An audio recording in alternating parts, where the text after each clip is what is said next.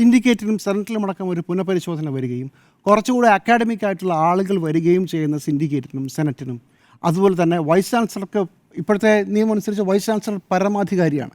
Vice chancellor corrupt ആയാൽ എന്തും സംഭവിക്കും. അതുപോലെ തന്നെയാണ് ചാൻസലറുടെ കാര്യം. ചാൻസലർ തീരുമാനിച്ചതാണ്. ഇത് മാറ്റിയിട്ട് എന്തുകൊണ്ട് നമ്മുടെ നാട്ടിൽ അക്കാഡമിക് രംഗത്തുള്ളവർക്ക് കുറച്ചുകൂടെ സേയുള്ള, എന്ന് വെച്ചാൽ കേരളത്തിലെ ട്രേഡ് യൂണിയൻ നേതാക്കളും വിദ്യാർത്ഥി സംഘടനാ നേതാക്കളൊന്നും മോശമാണെന്നല്ല, പക്ഷേ നമ്മുടെ ഒരു ട്രാക്ക് റെക്കോർഡിൽ ഇതുവരെ വന്നിട്ട് എല്ലാ കാലത്തും വലിയ ബഹളങ്ങളും തർക്കങ്ങളും അലമ്പുകളും ഉണ്ടായിട്ടാണ് കാര്യങ്ങൾ പോയിട്ടുള്ളത്.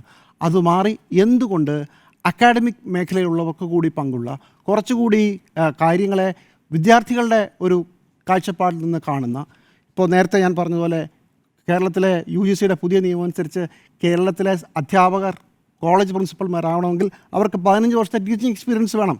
അത് പറ്റില്ല എന്ന് പറയുന്നത് ഇല്ലോജിക്കാണ് എന്നത് പറയുന്നത് പോലെയാണ് ചാൻസലർ പറഞ്ഞത്. ഞാൻ തീരുമാനിക്കും, എനിക്ക് ഇഷ്ടപ്പെട്ട ഏതെങ്കിലും ഒരു RSകാരനോ RSൻ്റെ ചായയുള്ള ആളെയോ ഞാൻ തീരുമാനിക്കുന്നു. ഇത് രണ്ടും പ്രശ്നമാണെന്നേ.